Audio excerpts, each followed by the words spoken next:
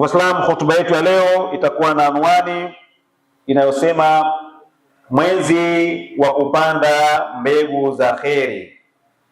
Mwezi wa kupanda mbegu za kheri, the month of planting.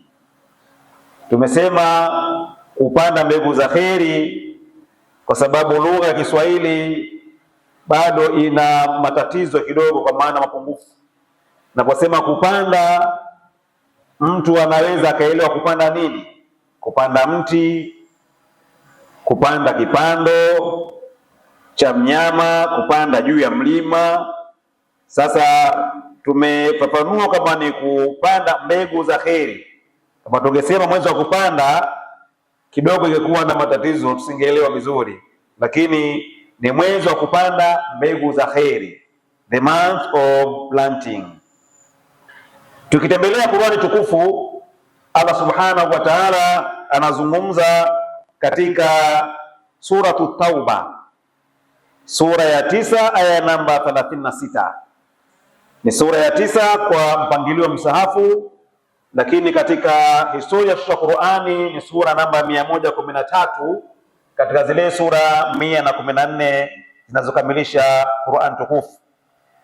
Allah subhanahu wa ta'ala anasema baada a'udhu billahi as-sami'il 'alim minash shaitani dha'ifil la'inir rajim, inna 'iddatash shuhuri 'inda Allahi 12 shahran fi kitabillah yawma khalaqas samawati wal ardh minha arba'atun hurum dhalika ad-dinul qayyim fala tadhlimu fihinna anfusakum wa qatilul mushrikina kaffa kama yuqatilunakum kaffa wa'lamu anna Allaha ma'al muttaqin. Al-aya. Allah subhanahu wa ta'ala anasema katika aya hii, hakika hisabu ya miezi inayokamilisha mwaka, inna iddatash shuhuri inda Allahi 12 shahran, hakika idadi ya miezi inayokamilisha mwaka ni miezi 12, na hapa inakusudiwa ile miezi ambayo ni al-qamariya al-hilaliya, miezi ile ambayo inafuata mwandamo wa mwezi ni miezi 12, ambapo ukifungua Encyclopedia Britannica utakuta kwamba mwanzo awali kalenda hii ya the Gregorian calendar ilikuwa inaishia na miezi takribani 9, inaishia na miezi 9 tu, lakini baadaye pengine baada ya kusoma Qur'ani ambayo Qur'ani shazungumza zamani, wakaongeza miezi mingine 3. Waliongeza Disemba, wakiongeza na Januari, kadhalika wakaongeza na Februari, lakini mwanzo ilikuwa inaishia Machi. Kwa hiyo ukienda huko utakuta kwamba hata wao wasiokuwa Waislamu mwanzo walikuwa na hesabu miezi haikamiliki, yaani katika kalenda yao hiyo ya kufuata mwandamo mzunguko wa jua ni miezi 9 tu. Ukienda katika Encyclopedia Britannica utakuta wameeleza kwa kirefu zaidi, lakini almuhimu Allah anasema katika Qur'an, ambayo hii inathibitisha Qur'ani ni neno la Allah, Uislamu ni dini ya haki.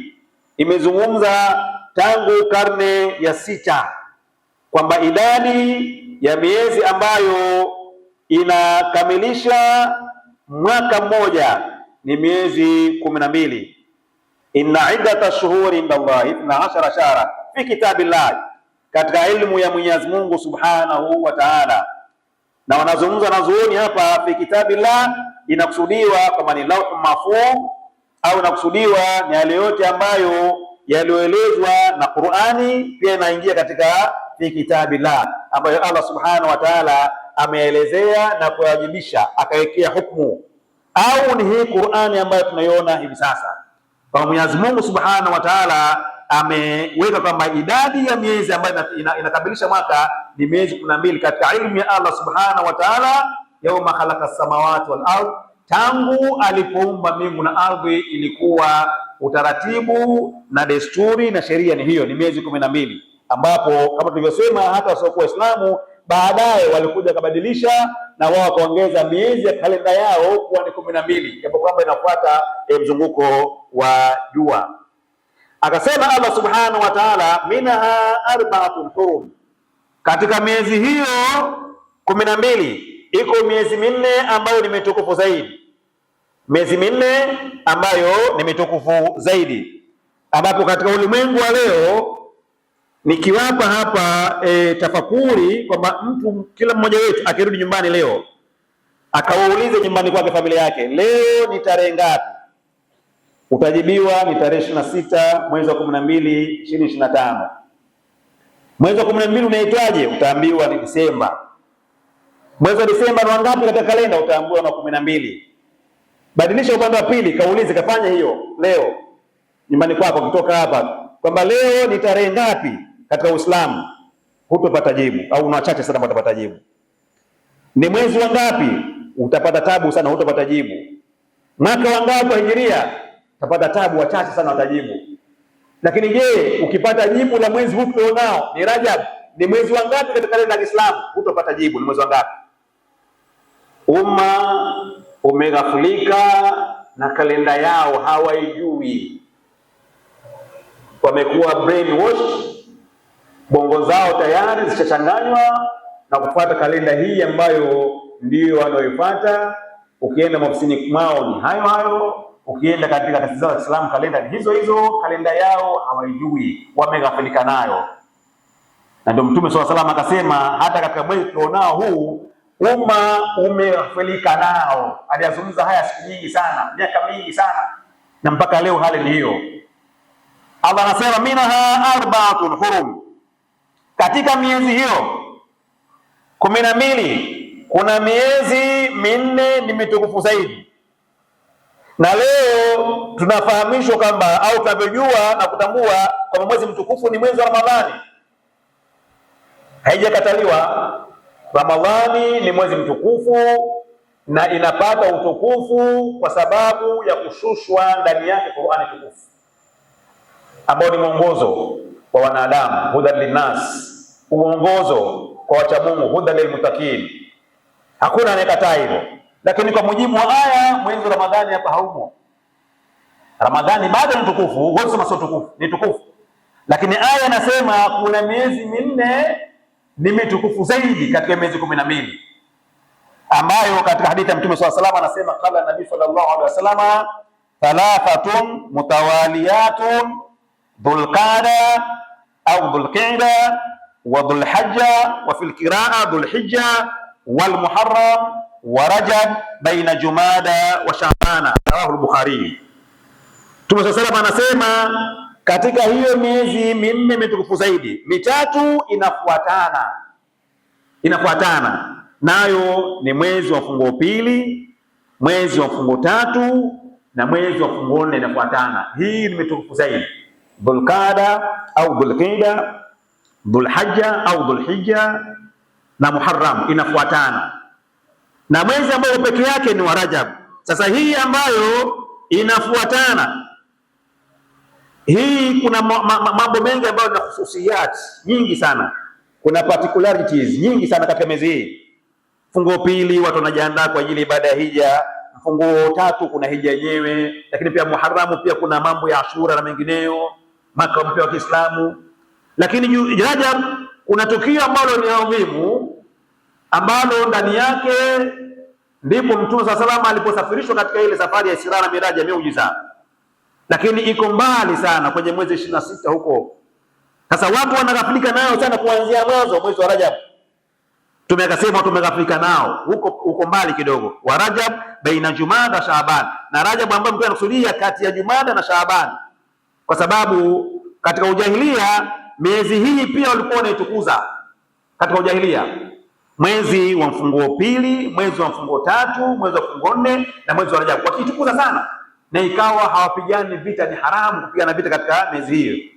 Kwa Uislamu ulipokuja ukaifanya pia miezi hii pia ni mitukufu zaidi, lakini wao katika ujahilia wao ikafika mahala wakapata mtihani, wakawa wanaipunguza hesabu katika baadhi ya miezi mitukufu hii, au wanaongeza hesabu ya miezi ili kuleta ujanja wa kuweza kupata fursa ya kupigana vita, kupata ngawira na faida nyinginezo ambazo zinapatikana katika vita.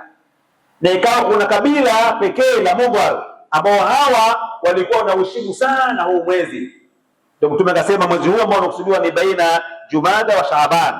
Na ilipofika mwaka wa 10 kwa mujibu wa historia ya Kiislamu kwamba tarehe hizi zikawekwa sawa sawa, sasa mwaka wa 10 Hijiria zikawekwa sawa sawa ili ziendane na lile tukio ambalo na kalenda ambayo ni sahihi ya Kiislamu, ili kusiwe na mkanganyiko wa kuongeza hesabu na kupunguza hesabu, ikawa miezi na tofautiana kwa kuhitaji au kwa kupupia ile fursa ambazo zinapatikana katika kupigana vita. Kwa hiyo Allah Subhanahu wa Ta'ala asema minha arba'atun hurum, katika hiyo miezi 12 kuna miezi minne mitukufu zaidi. Akasema fala tadhlimu fihinna anfusakum, basi msidhulumu katika miezi hiyo nafsi zenu kwa kufanya maasi, mkaacha mambo ya twaa msiyafanye, lakini mkawa mnafanya maasi, mkawa mnadhulumu nafsi zenu. Wafasirina hapa wanasema hii fihinna he na nun kuna ikhtilaf. Wengine wanasema inarudi katika ile miezi 12, wengine wanasema hapana, inarudi katika hii miezi minne mitukufu zaidi. Kuna ikhtilaf, lakini almuhimu kwamba miezi minne ni mitukufu zaidi. Msidhulumu nafsi zenu kwa kufanya maasi katika hii miezi minne mitukufu, ngo pili, ngo tatu, ngo nne na mwezi ambao tuko nao wa Rajab. Lakini pia na miezi mingine 12 iliyosalia pia, sio kama labda kuna kibali sasa hata kuruhusiwa kufanya maasi. Hapana, miezi yote mjizuie kufanya maasi, mfanye twaa, lakini katika hii miezi minne mzidishe juhudi zaidi ya kufanya twaa, mambo ya kheri zaidi, mpande mbegu za kheri zaidi ndani yake, na mjichunge na kufanya maasi ndani yake, kwa maana ya kuheshimu miezi hii ambayo ni mitukufu zaidi. Allah akasema waqatilul mushrikina kafa, na mpigane au mpambane na mushrikina wote nyinyi kwa pamoja, kama yukatilunakum kafa, kama vile ambavyo wao nao wanakupigana nyinyi wote. Na kipande hiki pia cha aya kuna itilafu za wanazuoni. Wengine wanasema pale walipokuwa majahili wanaheshimu miezi hii kwa kutopigana vita, Uislamu ukaja ukaweka utaratibu huu kwamba kusipigana vita ni haramu ndani yake. Sasa wako wanazuoni wanasema kwamba kipande hiki cha aya kimefuta ile sheria, kwamba sasa basi hata ndani ya miezi mitukufu mnaweza mkapigana vita katika Uislamu. Na kuna ambao wanasema hapana, bado aya hii haijafuta, kipande hiki hakijafuta aya, bali kinaelekezea mambo ya defense, kujilinda, kwamba mnaruhusiwa sasa, mmevamiwa katika miezi mitukufu, kwamba wale maadui wakaona hawa Waislamu miezi mitukufu wanaheshimu, hapigani, mmeruhusiwa kuweza kujidefend kwa kuweza kujilinda. Imeruhusiwa kama mkichokota sasa mnajilinda, mnajibu mapigo, lakini sio mwanzo nyinyi. Lakini kauli ya jamhuri ya wanazuoni, kauli ya jumhur ni kwamba kipande hichi kinafuta ile sheria ya kutokupigana katika miezi mitukufu, kwamba sasa mnaruhusiwa kupigana hata ndani ya miezi mitukufu kwa mujibu wa jumhuri ya wanazuoni. Lakini kuna ikhlas, ila kauli yenye nguvu kwamba kipande hiki kimefuta sheria ile. Allah akasema waalamu anna Allaha ma'al muttaqin, lakini mjue kwamba Mwenyezi Mungu siku zote yuko pamoja na wacha Mungu. Yani Muislamu au mimi, yeye akiwa anamcha Allah Subhanahu wa Ta'ala, ana takwa moyoni mwake kama lilivyo jina la msikiti wetu mashallah, basi ajue kwamba hakuna kitu ambacho kitashindikana. Waalamu anna Allaha ma'al muttaqin, ajue kwamba hakuna kitu ambacho kitashindikana kwa sababu yuko pamoja na Mwenyezi Mungu. Huwezi ukashinda mambo yako kama uko pamoja na Mwenyezi Mungu Subhanahu wa Ta'ala. Huwezi ukashinda mambo yako kama uko na takwa, uko na ucha Mungu, una hofu Allah Subhanahu wa Ta'ala, unafuata maelekezo ya Allah Subhanahu wa Ta'ala, amri za Allah Subhanahu wa Ta'ala na tafsiri sahihi za Mtume Muhammad sallallahu alaihi wasallam. Huwezi hata mara moja katu ukashindwa jambo lako, iwe ni ibada, iwe ni project zako za maendeleo ya Kiislamu. Kama una ucha Mungu, una hofu, mmekuwa na ucha Mungu, hamwezi mkashindwa, kwa sababu wote mtakuwa mko pamoja na Mwenyezi Mungu Subhanahu wa Ta'ala. Waalamu anna Allaha ma'al muttaqin. Ndugu Waislamu, tuko katika mwezi wa kupanda, mwezi wa Rajab, ambapo Waislamu wengi wameghafilika, wameghafilika na mwezi huu kwa kutokujua kama ni miongoni mwa miezi mitukufu zaidi. Kwa tunatakiwa tupande mbegu za kheri, the month of planting, kupanda mbegu za kheri. Huu ni mwezi wa kupanda mbegu za kheri, the month of planting. Tuangalie salafu swaleh, wao walikuwa wakilazimiana vipi unapoingia mwezi huu wa Rajab. Alafu tujiulize mimi na wewe, je, tangu uingie, pengine leo ni kwenye tarehe 5 au 6, pengine tujiulize, je, mimi na wewe ulipoingia tulikuwa katika hali gani mwezi wa Rajab? Na tufananishe na salafu swaleh. Kana salafu swaleh yaltazimuna dua an-nabi sallallahu alaihi wasallam. Salafu swaleh walikuwa wakilazimiana, wakilazimisha nabii wa Mtume sallallahu alaihi wasallam inda kudumi shahr Rajab, unapoingia mwezi wa Rajab. Wa shaharuha, dua ziko nyingi, lakini dua ambayo ni maarufu zaidi ni ile ambayo alikuwa akisema Allahumma barik lana fi Rajab wa Shaabana wa ballighna Ramadhana. Allah, tunakuomba utubariki katika mwezi wa Rajab, mwezi wa kupanda mbegu za kheri, the month of planting. Tubariki, tupe baraka katika mwezi wa Rajab, kwa sababu umesema ni miongoni mwa miezi mitukufu zaidi, minha arba'atul hurum. Tubariki, tupe baraka zake ya Allah katika mwezi wa Rajab. Wa Shaabana, lakini pia na utupe baraka katika mwezi wa Shaabana, utubariki. Wa ballighna Ramadhana, lakini pia tunakuomba ya Allah kwa hisani yako, ukarimu wako, utuwezeshe na kutujalia tuufike mwezi wa Ramadhani ambao pia ni mwezi wa baraka, una kheri nyingi kama zilivyoelezwa katika mafundisho ya dini. Kwa mwezi wa Rajab, watukufu wa Islam, wanasema wanazuoni, ukiliangalia neno Rajab lina herufi tatu. Rajab lina herufi tatu. Warada fi Mukashifatul Qulub, imepokewa katika kitabu cha Mukashifatul Qulub cha Imamu Al-Ghazali. Akasema ndani ya kitabu chake, ala ahlul ishara, wanasema watu wa ishara, watu wenye utambuzi, kasema Rajabun thalathatu ahrufin, mwezi wa Rajab jina lake lina herufi tatu. Raun wa jimun wa baun, ni ra na jim na ba. Farrau, ra ina maana gani au ra ina maana gani? Rahmatullah, unapatikana rehema za Allah subhanahu wa ta'ala katika mwezi huu mtukufu wa Rajab. Waljimu jurumul adi wa jinayatuhu, najimu linazungumzia kwamba baada ya rehema za Mwenyezi Mungu ni yale makosa ambayo amefanya mwanadamu, lakini pia kuna makosa, yani kuna jurum na jinaya. Jinaya ni jurum, ni makosa madogo madogo haya ambayo hayahitaji haddi, japo wanazoona sema kuna islafu kidogo ya maana kwamba inaweza kaingiliana pia. Jurum inaweza pia ikawa jinaya, lakini jinaya sio jurum. Yani kuna makosa ambayo hayahitaji haddi kupata adhabu ya haddi, lakini kuna makosa ambayo ya jinaya ambayo ni jinai, kama vile kuua mtu, kumvamia mtu, kumteka mtu. Kwa hiyo inakuwa kama na maana moja, inaingiliana, lakini kuna tofauti kidogo. Kwa hiyo waljimu jurumul adhi wal jinaya, jimu ni yale makosa ya mja na jinai.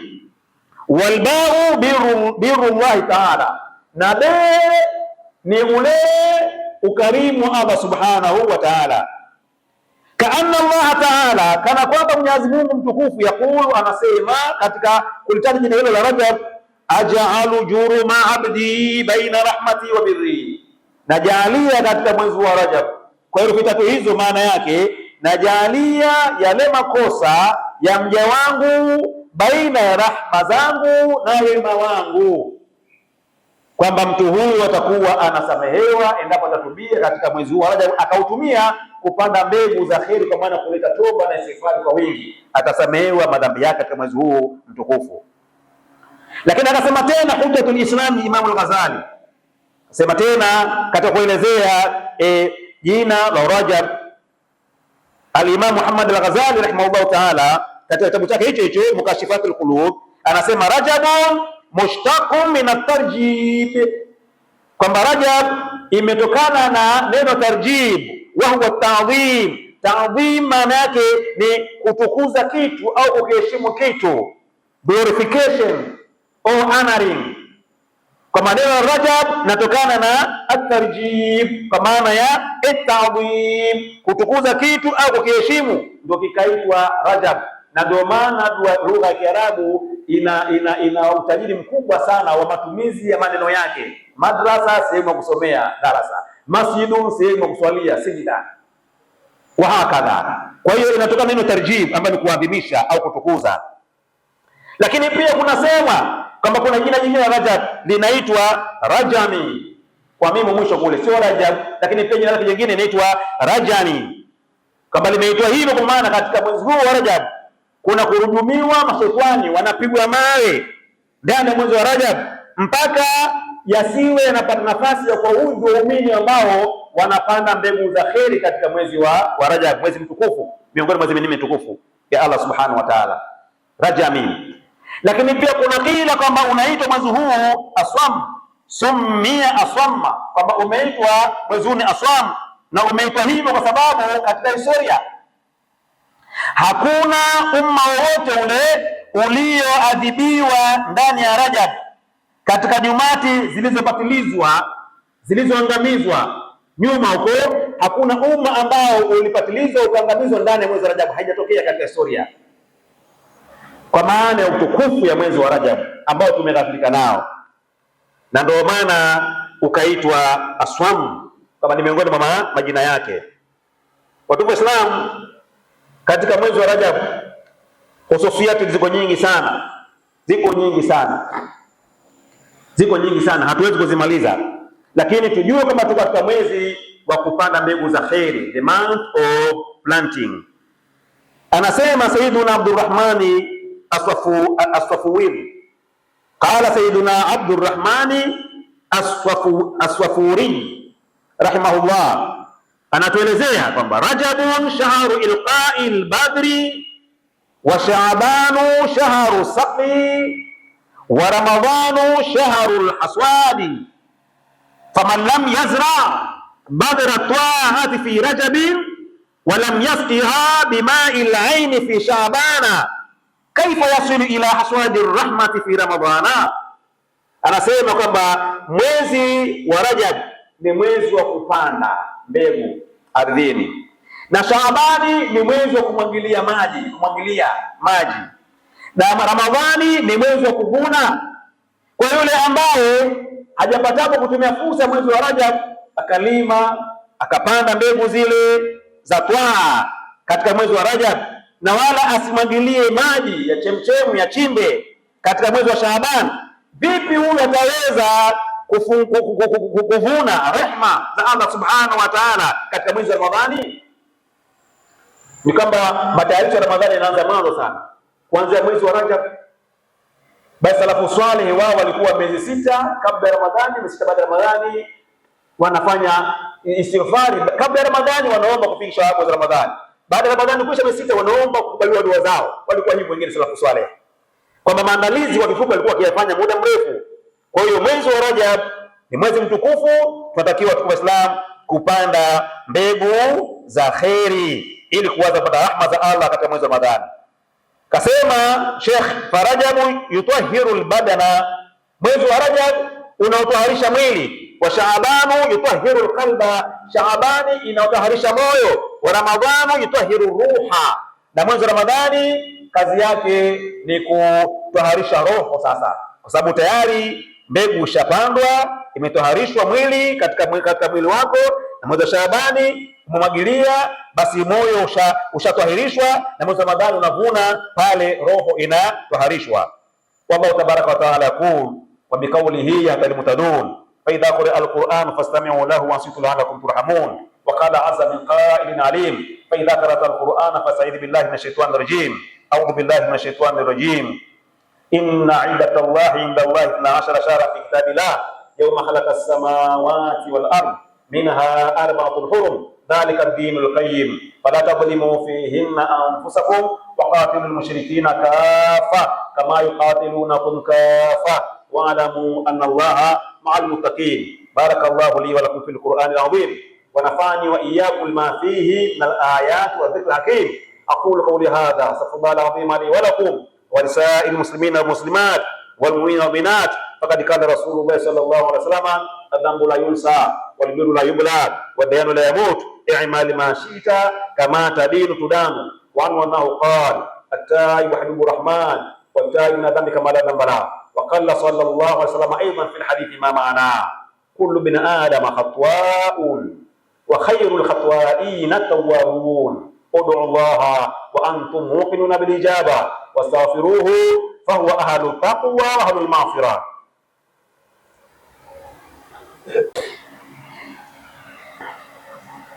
الحمد لله، الحمد لله وحده والصلاة والسلام على من لا نبي بعده.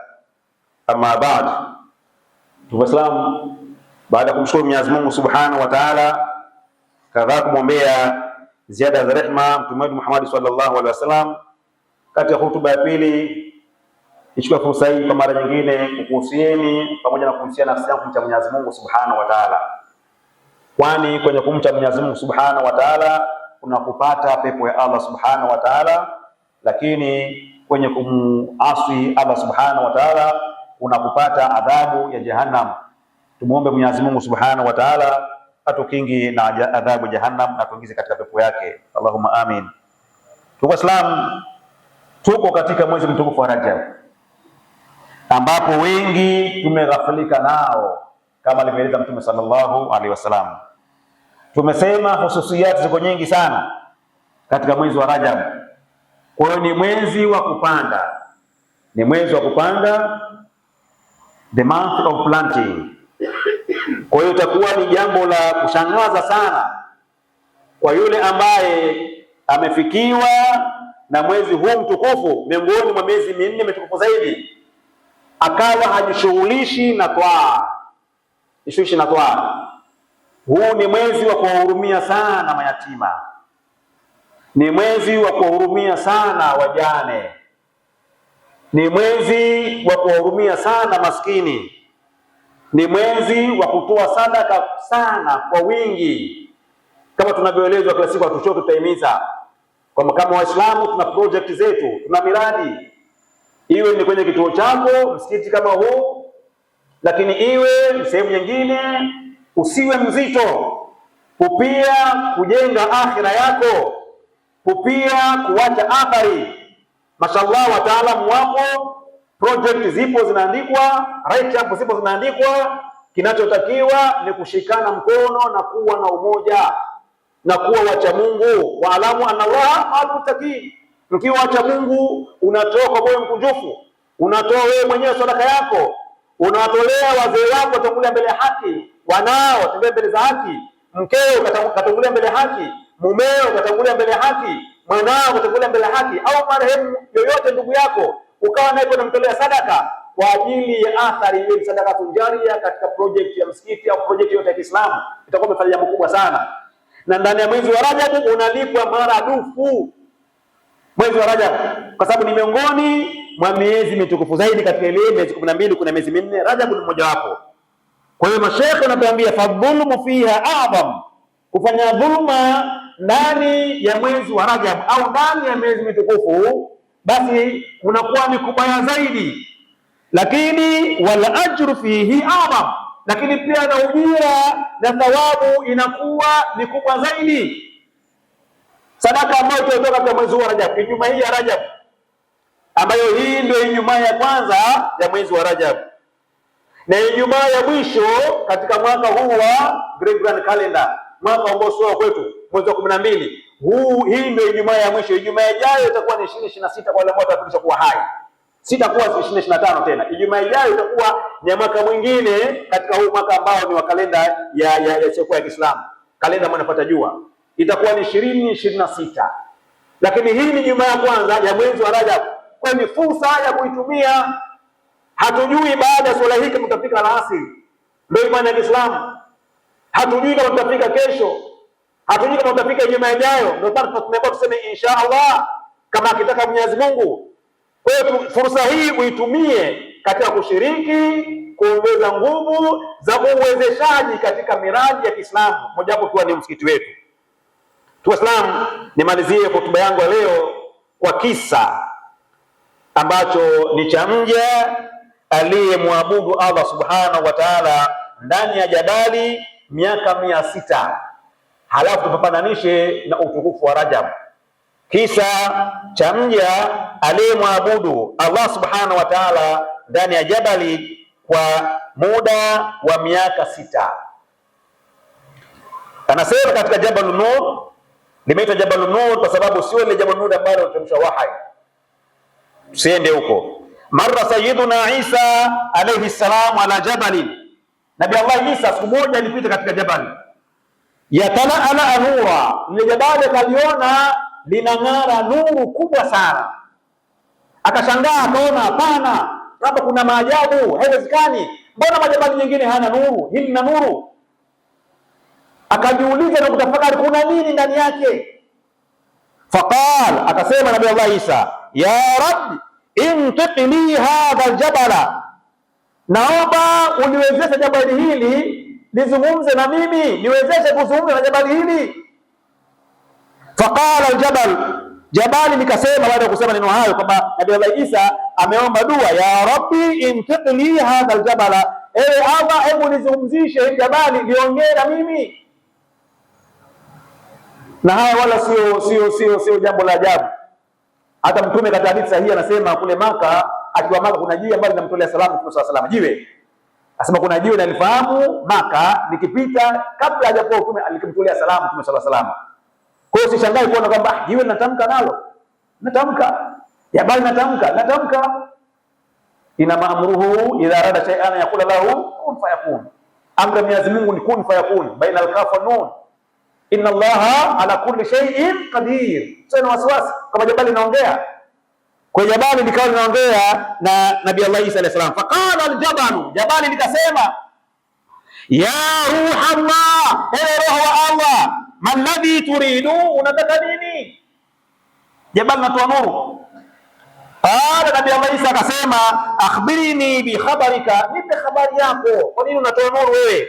Qala, likasema jabali, fi jawfi rajulun, unaona huko ndani kuna mja wa Allah, kuna mja wa Allah anafanya ibada, ndio tunatoa nuru hili. Qala Isa alayhi salam, Nabii Allah Isa akasema kule jabali, akamwambia Mwenyezi Mungu, ya Rabbi, akamwomba dua Allah subhanahu wa ta'ala. Qala Isa alayhi salam, Nabii Allah Isa alayhi salam akaomba dua, ya Rabbi, ewe Allah, akhrijhu, naomba umtoe huyo mtu nimuone, nina hamu naye, nimuone, nimuulize, yuko ndani jabali natoa nuru. Famfalaka aljabalu an shaykhin hasan alwajhi, jabali pale likapasuka, akatoka mtu mzima ambaye uso wake ni mzuri kabisa, unang'aa uso wake. Waqala, yule mtu akasema pale, ya Isa, ewe Isa, aliyemjuza Allah subhanahu wa ta'ala. Yule mtu ashajua huyu Nabii Allah Isa. Ewe Isa, ana min qaumi Musa alayhi salam, mimi ni katika kaumu ya Musa, Nabii Allah Musa alayhi salam. Sa'altu Allah alhayata ila zaman Muhammadin sallallahu alaihi wasallam, mimi nilimwomba Allah subhanahu wa ta'ala anipe uhai, nilimwomba Allah subhanahu wa ta'ala anipe uhai mpaka nifike kipindi cha ummat Muhammad sallallahu alaihi wasallam. Angalia, kutoka Nabii Allah Musa mpaka Isa mpaka Muhammad, nilimwomba Allah anipe uhai huo. Na wapo Nabii Allah Nuh waliishi miaka zaidi ya 900. Usione ajabu kwamba na sisi ndio tumepunja miaka 53, unaondoka 40, unaondoka 12, unaondoka 60, unaondoka 70, umepewa bonus. Lakini wenzetu walikuwa na umri mrefu sana. Kwa hiyo aliishi kipindi hicho, akaomba hai umri mrefu afike ummati Muhammad sallallahu alaihi wasallam. Kwa nini? Liakuna min ummatihi, ili niwe katika ummati wake, niwe ni miongoni mwa ummati wake. Wali ya 600 ami, na mimi hapa katika jabali nina miaka 600 anafanya ibada, miaka 600. 600 amin a'budu Allah ta'ala fi hadha aljabal, na miaka 600 naishi katika jabali hili, ndani yake nafanya ibada. Usiulize nakulaje, napataje hewa, hiyo si kazi yako. Inna Allaha ala kulli shay'in qadir. Mtoto anakuwa ndani ya tumbo na kula, napata hewa, sio kazi yako. Kifanana kwenye yai limezibwa lakini kipo kizima kinatotolewa, sio kazi yako. Inna Allaha ala kulli shay'in qadir. Ndani ya jabali miaka 600. Fakala Isa alayhi salam, Nabii Allah Isa akasema kumwomba Mwenyezi Mungu Subhanahu wa Ta'ala, ya Rabbi, ewe Allah, hal ala wajhi al-ardi akramu alayka min hadha. Akawa anamuuliza, akomba dua hapa, anamuuliza Allah, ewe Allah, hivi katika uso wa dunia kuna mtu ambaye ni mtukufu zaidi ya huyu anapatikana? Faqal, akasema Allah, ya Isa, Isa, man sama min ummati Muhammadin yawman min Rajab fa huwa akramu alayya min hadha. Yoyote yule ambaye atafunga japo siku moja, bali siku moja katika mwezi wa Rajab, basi huwa atakuwa ni mtukufu zaidi kuliko huyu ambaye kakaa miaka 600 ambaye anabudu ndani ya jabali siku moja. Lakini amini usiamini, ni wangapi miongoni mwetu tunapita Rajab hatufungi hata siku moja? Huwezi kuona kwamba kwa nini inakuwa nani hadithi inatoa nani makubwa, malipo makubwa. Fanya research, wangapi wanafunga mwezi wa Rajab, unapita hafungi hata siku moja. Shaabani hafungi hata siku moja. Ramadhani siku ya kwanza yuko hoi. Paka anasema bwana, siku ya kwanza inashika sana. Nani kwambia siku ya kwanza inashika sana? Saumu inashika sana siku ya kwanza. Nani kwambia inashika? Hujajizoesha kufunga sunna, ndio maana saa 7 hoi, baada ya dhuhuri chali umelala pale, hata kuswali baadaye unashindwa. Hoi. Kwa sababu hujazoea kufunga sunna. Kwa hiyo siku moja tu hiyo inashindwa utukufu wake na mtu huyu. Kwa hiyo alimuhimu wa Islam, hususiyati ziko nyingi sana. Particularities ziko nyingi. Mambo ambayo ni maalum ya mwezi wa Rajab yako mengi. Tumesema kwa ufupi kwamba huu ni mwezi wa kupanda mbegu za kheri. Kwa hiyo tutumie fursa hii ya mwezi wa kupanda mbegu za kheri katika mwezi huu wa Rajab, mwezi mtukufu, katika miezi minne mitukufu zaidi na miezi mingine iliyosalia mpaka umri wetu wote uishe, hadi itujie yaqin ambayo ni mauti. Allahumma shahidin kad ballagtu walikhbiru shahidul ghaiba. Mwenyezi Mungu shuhudia ujumbe huu umefikishia Waislamu leo hapa. Kwa hiyo yule ambaye ameusikia anafikishia yule ambaye hajausikia. Mawajada khairan falyamadillah, yule ambaye atakuta khairi kwa tunazungumza akafanyia kazi, basi amshukuru Allah subhanahu wa ta'ala, akapanda mbegu za khairi katika mwezi wa Rajab. Wa mawajada ghaira dhalika fala yalmanna ila nafsa, yule ambaye anaona kwamba si sunna tu, akadogesha si sunna tu, kwani Rajab kwani ni faradhi, si sunna tu, usipofunga basi upate dhambi, sunna tu bwana, nitangoja Ramadhani.